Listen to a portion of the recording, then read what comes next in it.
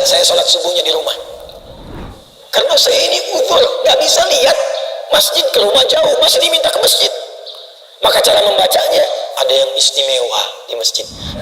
Dengan semua fasilitas itu masih belum mau kita menghadap kepada Allah dalam subuh ke masjid itu, dengan cara apalagi Allah mesti mengampuni dosa-dosa kita.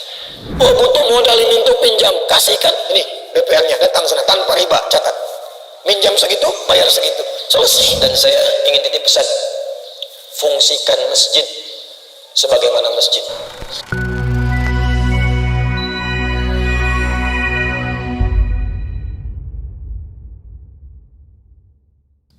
Kejar subuh ini. Karena seorang sahabat bernama Abdullah bin Abi Umi Maktum, usianya sepuh.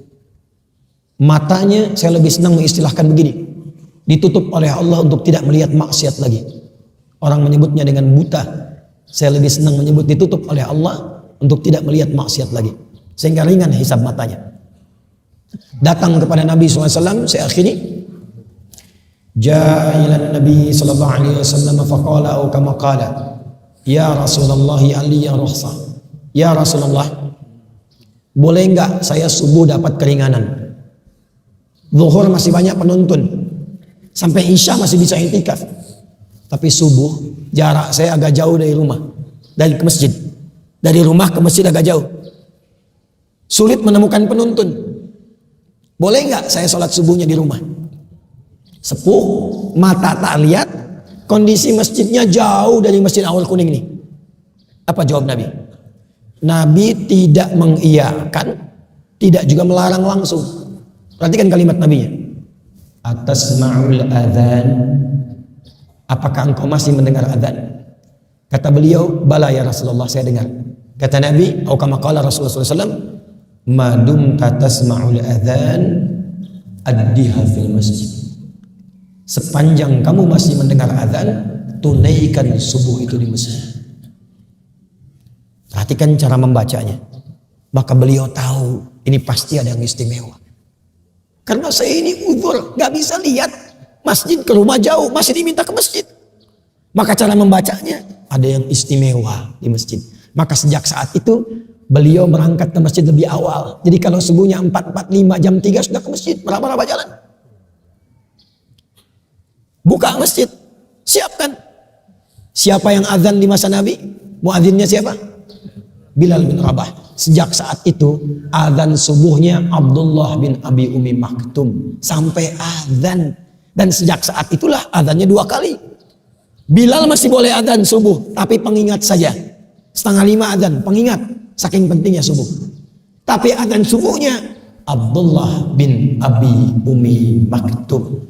Seorang sahabat mulia, fisiknya sudah sepuh, letih, rambut sudah memutih, mata tidak bisa melihat, untuk datang subuh ke masjid, meraba jalan sampai azan di masjid. Siapa Anda? Saya, kita, yang bukan sahabat. Namanya tidak viral dalam Al-Quran. Fisik diberikan kekuatan luar biasa. Masjid di mana-mana saya perhatikan kualitasnya bagus, tempatnya enak, nyaman, imamnya bagus-bagus, toanya sampai bahkan ke dalam mimpi kita.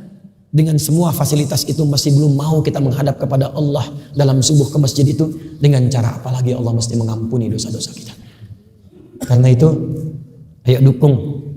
Ini Buya Mahyildi punya kegiatan subuh berjamaah, Pak Wali Kota punya kegiatan, dukung.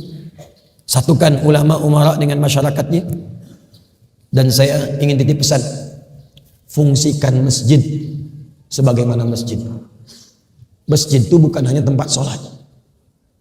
Bukan hanya tempat sholat. Masjid itu tempat untuk mengumpulkan semua nilai ibadah yang mampu kita lakukan. Karena itu sifatnya disebut jamaah. Ayo, ngaji Quran di sini, ta'lim di sini. Kemudian jamaah itu duduk, kumpul, kenali kanan kiri, lalu bersinergi, itulah jamaah. Jadi jangan sampai Anda datang nggak kenal siapa di samping kanan kiri.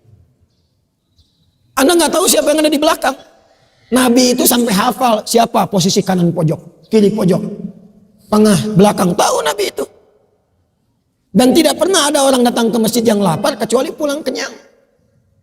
Tidak pernah ada orang kehausan pulang itu hilang haus dahaganya. Ada orang sakit pulang itu sehat. Maka saya harap yang tak bisa ke rumah sakit ketemu dokter, selesai. Yang tak punya pekerjaan ketemu Pak Gubernur, Buya, apa kira-kira yang cocok buat saya? Beliau di posisi Pak Wali Kota, ini di Bukit Tinggi, silakan berikan solusi. Selesai. Oh, butuh modal ini untuk pinjam, kasihkan. Ini BPR-nya, datang sana tanpa riba, catat. Minjam segitu, bayar segitu. Selesai. Kalau ini difungsikan masjid seperti itu dan dikoneksikan yang satu dengan yang lainnya. Karena ini wajah-wajahnya bukan wajah Bukit Tinggi semua ini. Ada wajah-wajah Padang. Ada wajah-wajah tanah datar. Payakumbuh itu. Ya, Harau. Kabupaten 50 kota. Ya, 50 kota ya. 50 kota. Padang Pariaman.